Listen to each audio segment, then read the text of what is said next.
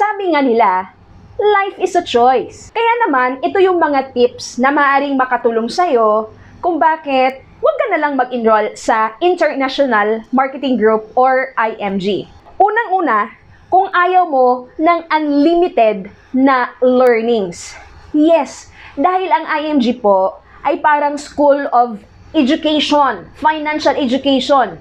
Ngayon, kung ayaw mo naman na matuto, dahil pwede ka namang matuto talaga sa labas, maraming mga nag-o-offer talaga ng mga seminars, mga workshops about financial education, at willing kang magbayad, di ba? Every time na a-attend ka, then, huwag kang mag-enroll sa IMG. Dahil kapag nag-enroll ka kasi sa IMG, one-time fee, di ba? Meron kang unlimited na access sa mga workshops. So, kapag kaayaw mo ng ganon, then, huwag kang mag-enroll.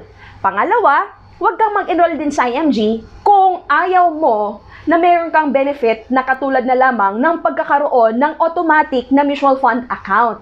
Yes, kasi kapag ka medyo, may automatic pala na mutual fund account dyan, ayoko, gusto ko yung wala ka agad, di ba? Magpunta ka sa mga mutual fund companies and then maghanap ka talaga ng investment solicitor, kumbaga magkausap ka talaga ng broker, then pwede ka naman talagang dumiretso dun sa kanila, di ba? And at the same time, sa mutual fund investment mo, di ba, dahil pumunta ka nga doon sa mga investment solicitor or dumiretso ka sa mga mutual fund companies, syempre, ibig sabihin, gusto mo na mabawasan ka every time na magdadagdag ka ng sales load or entry fee, di ba? Dahil ayaw mo yung zero load fee ng IMG, kumbaga ayaw mo yung may discount. Gusto mo kasi na yung pera mo, halimbawa, 1,000 pesos, mababawasan ng 3% na sales load, di ba? Or 5,000 pesos mo, mababawasan ng sales load. So, syempre, huwag kang mag-enroll sa IMG. Kasi kapag ka mag-enroll ka sa IMG, zero load fee kasi yun eh. Ibig sabihin, yung every top-up na gagawin mo, walang bawas, buong-buo na maka-invest. Kung ayaw mo ng ganon, then huwag kang mag-enroll. Pangatlo, kung ayaw mo na merong matatanggap ang family mo na 100,000, kung halimbawa mang maaksidente ka, then huwag kang mag-enroll sa IMG. Yes, kasi meron kasing tinatawag na personal accident insurance of 100,000 ang isang IMG member. Kaya kung halimbawa, kinuha siya ng Lord dahil na-disgrasya siya, IMG member pa lang yan ha, kung ayaw mo ng gano'n na may makuha ang family mo, o edi, huwag kang mag-enroll, di ba? Kasi sayang naman yung 100,000 na yun sa family. Hindi kasi malaking bagay yun for them, di ba? So, huwag kang mag-enroll. Tapos, huwag ka ding mag-enroll kung halimbawa, ayaw mo yung meron kang access doon sa online platform for you to invest sa direct stock, katulad ng MyTrade, di ba? And ayaw mo din na meron kang discount sa mga real estate investment, katulad ng SNDC, Ayala Land, DMCI. Kung halimbawang ayaw mo makatanggap ka ng rebate or commission sa sarili mong investment sa real estate, then wag kang mag-enroll sa IMG. Kasi malaking bagay yung discount eh, di ba? Kung ayaw mo naman na magkaroon ka ng discount at makatanggap ka ng sariling commission, then don't enroll. Why bother to enroll if ayaw mo namang matanggap yun? At huwag ka ding mag-enroll sa IMG kung halimbawang ayaw mo yung mga free na basic consultation sa lahat ng Kaiser Medical Center, di ba? Halimbawa, malapit ka sa SM North EDSA, merong Kaiser Medical Center dyan. Kung ayaw mo naman na pumasok ka doon sa Kaiser Medical Center at magkaroon ng basic consultation, huwag kang mag-enroll sa IMG. Kasi nasa IMG portal mo yung IMG benefit card to present kung halimbawang gusto mo yung basic consultation. Pero kung ayaw mo yon, then huwag kang mag-enroll para wala kang access sa iyong portal, para wala ka noong tinatawag na health card na ipipresent sa Kaiser Medical Center. Tapos, kung ikaw ay isang OFW, huwag kang mag-enroll sa IMG kung halimbawang ayaw mo nung tinatawag na worldwide protection. Halimbawa, sa mundo natin ngayon, talagang hindi natin alam kung saan talaga yung safe na lugar, di ba? Hindi natin alam kung, dito, safe to, walang terorista, di ba? Kung walang mga ganon, at kung halimbawa, alam mo talaga yung mangyayari sa buhay mo, alam mo kung kailan ka mawawala sa mundong ito, kung kailan ka hindi magkasakit, kung kailan ka talaga, di ba? Kung alam mo lahat, kumbaga alam mo kung anong mangyayari specifically sa buhay mo, then wag kang magkaroon ng worldwide protection. Ibig sabihin, wag kang mag-enroll sa IMG. Kasi pagka nag-enroll ka kasi sa IMG at OFW ka, talagang mahal na mahal kasi ng IMG yung OFW eh. Bakit? Kasi meron silang 500,000 kapag halimbawa may nangyaring masama sa kanila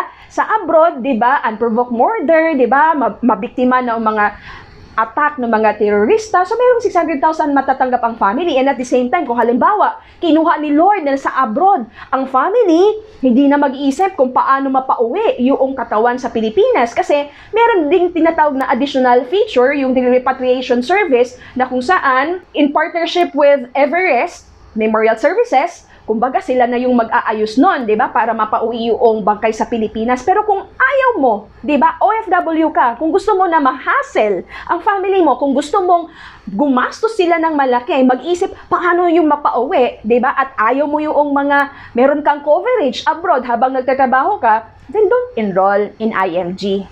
Tapos, huwag galing mag-enroll sa IMG kung halimbawa naman, ayaw mong maging negosyante sa financial industry. Diba? Kasi pag nag-enroll ka kasi sa IMG, meron kasing benefit na maaari mong i-access for you to become an entrepreneur sa financial industry na kung saan, negosyo yan eh. Ibig sabihin, walang limit, yung maaari mong kitain. Of course, no? Dadaan ka talaga sa training, you have to understand how to do that. Pero kung ayaw mo, talagang gustong-gusto mo talaga na maging empleyado lang, gustong-gusto mo na talagang habang buhay, kumayod ng pera, wala kang iipunin, kasi syempre, ayaw mo naman magkaroon ng Kaiser Saving Program, ayaw mo magkaroon ng mutual fund na investment, ayaw mo magkaroon ng real estate investment, ayaw mo magkaroon ng stock market, di ba? Yung most 18 PDF, yun yung ma-access mo ng mga investment program sa IMG. Kung ayaw mo yon, di ba, nasa isang lugar lang, ikaw yung mag-iisip, kasi DIY kasi ang tinuturo dito sa IMG, do it yourself. That's why you have to make sure na meron kang alam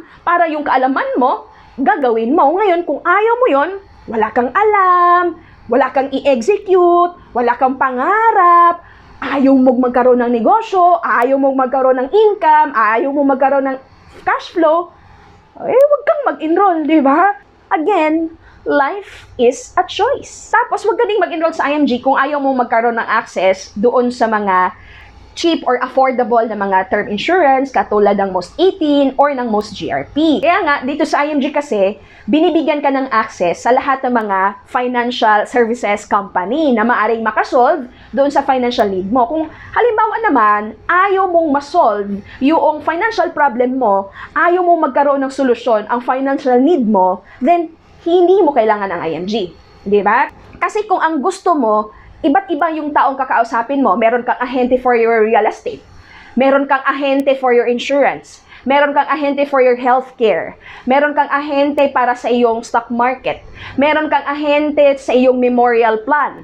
Meron kang ahente kung ano-ano pa, 'di ba? Ibig sabihin, marami kang ahente na kailangan kausapin. At the same time, syempre, iba't ibang fee yun. Alangan namang libre, 'di ba? Sa panahon ngayon, wala na pong libre, 'di ba? So ibig sabihin, kung gusto mo na parang, ay, sino nga ba ang ahente ko dito sa car insurance ko? Ay, sino nga ba yung ahente ko dito sa aking life insurance? Ay, sino nga ba? 'Di ba? Maglalaps na lang yung mga bagay-bagay, tapos yung investment mo hindi mo na mo-monitor kasi syempre, 'di ba? Wala sa isang platform, then huwag ka talagang mag-enroll sa IMG.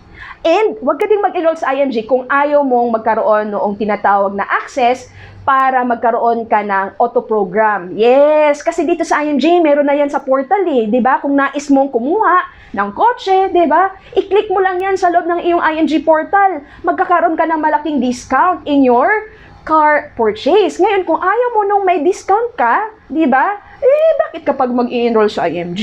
Sayang naman yung membership fee mo. Huwag galing mag-enroll sa IMG kung ayaw mo na merong cash na papasok sa NeuraCash mo. Yes, kasi bakit? Yung pera na pumapasok sa NeuraCash, yan kasi yung ginagawa yung IMG business. Kung ayaw mo naman yung IMG business, so syempre ayaw mo magkaroon ng cash sa NeuraCash, ayaw mo magkaroon ng cash flow, pandagdag sa investment mo. So kung ayaw mo, di ba, then don't enroll. Again, you have a choice. Kaya kung halimbawa, oo nga no, gusto ko yung hassle, gusto ko yung complicated na paraan, gusto ko yung marami akong fees, gusto ko yung maraming kakausaping tao about sa financial need ko. O, di, go ahead, good luck in your journey, di ba?